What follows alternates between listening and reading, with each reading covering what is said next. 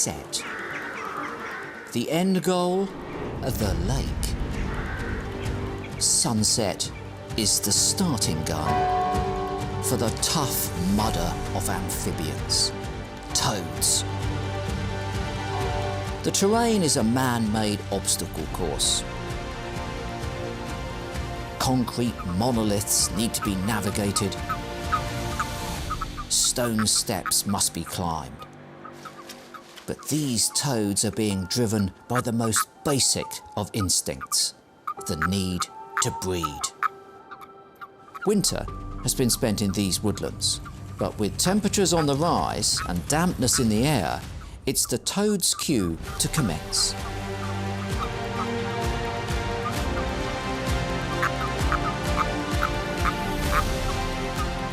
For this competitor, a human hurdle stands in her way. She doesn't compete in the high jump, but free climbing is a skill she has mastered. She grasped the textured surface with her 4 toed front feet, pulling herself up. Some obstacles are not so easy to navigate. Her journey is fraught with danger. This time, it's a road that crosses her route.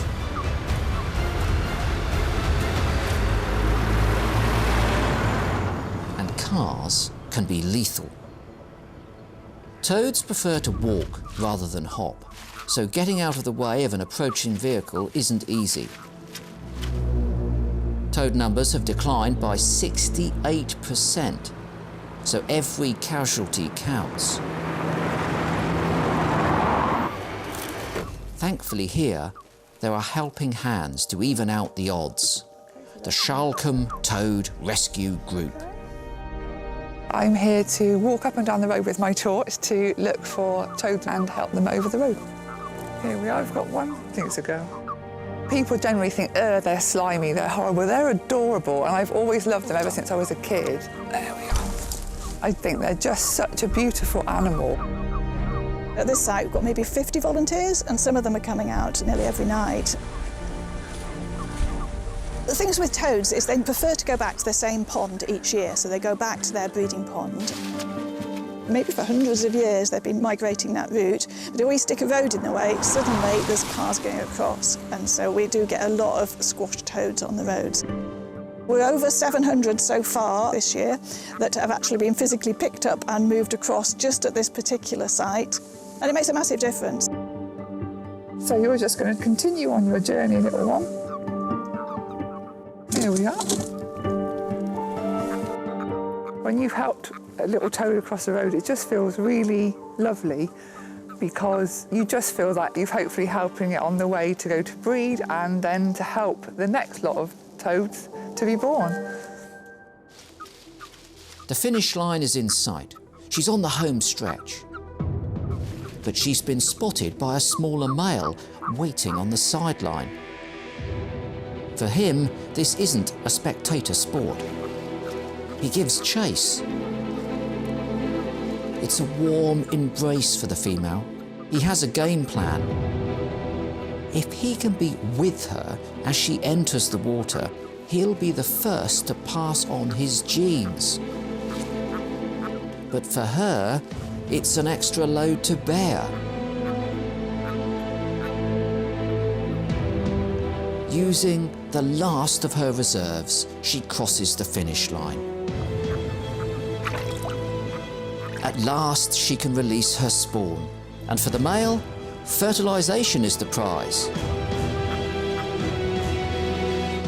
The trophy, string-like structures with the next generation of tough mudders developing inside.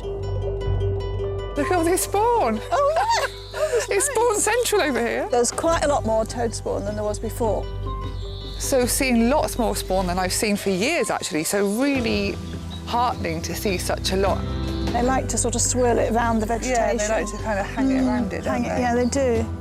It feels like all these weeks are going out in the dark and the rain and the cold and not being able to go out with your friends or go out for dinner or anything like that. It's worth it.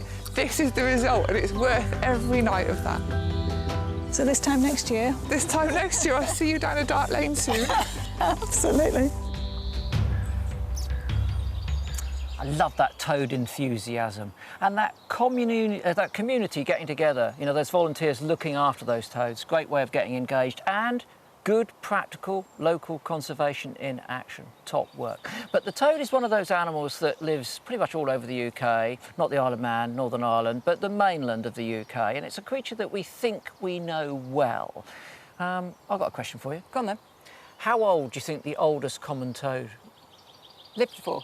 I say 20 years. No. There was a toad in Hull called Georgie. It was Yeah. taken to a garden in 1973 and lived there until it was at least 38 years old. And it was already an adult, so they can live to 40 years or more.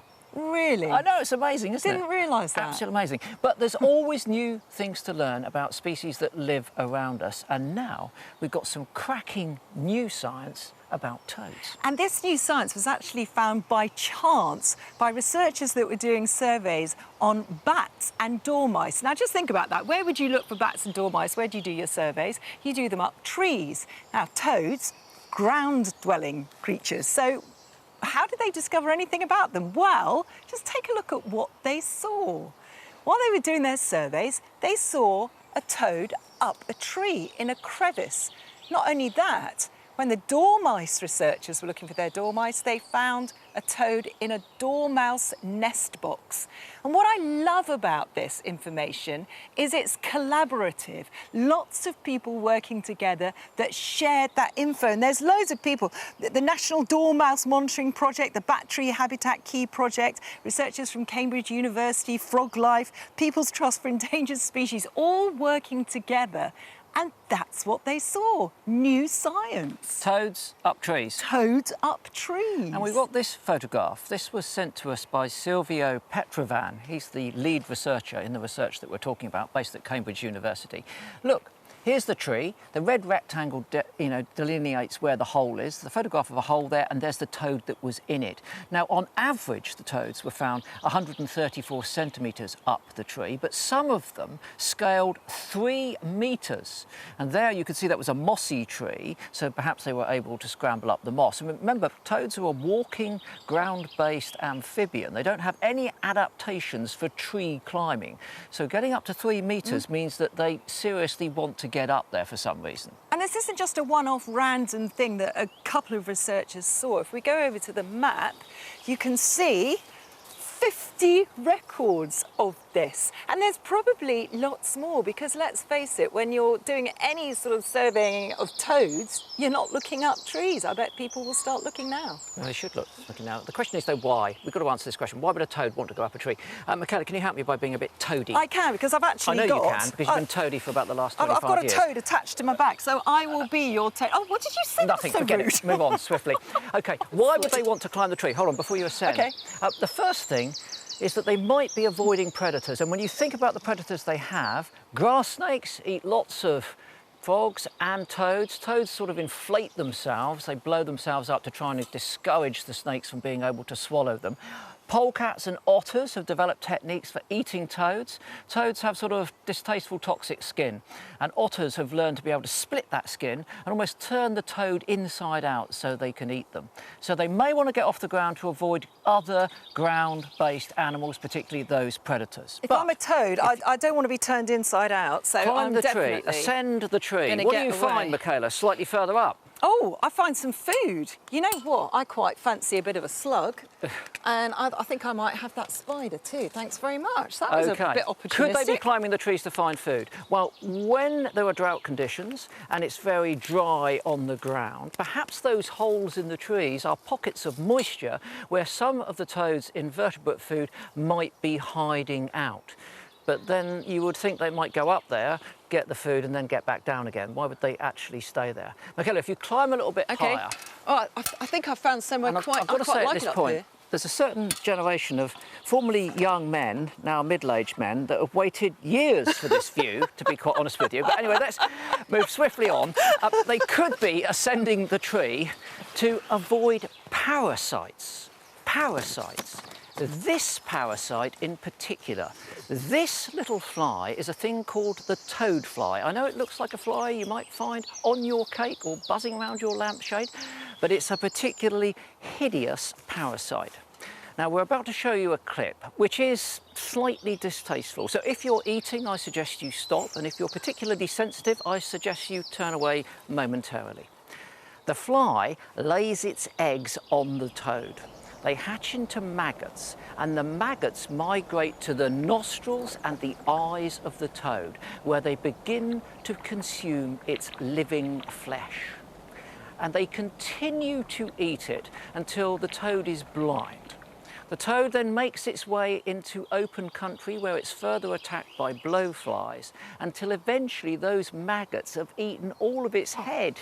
Here's a photograph of a toad that's been almost completely gutted by these maggots. They then pupate.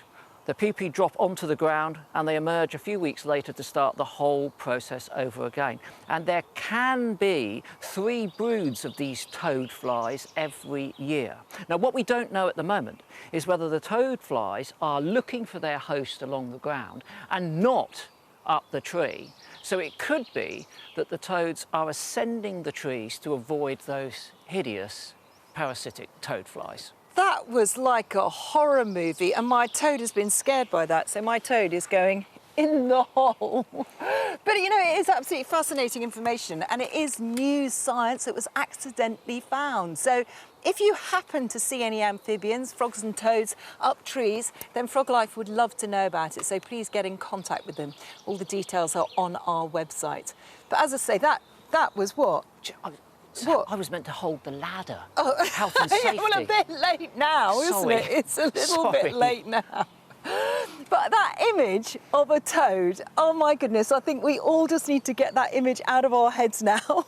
So let's go up to Megan in Kielder, and I really hope she's got something more beautiful to show us.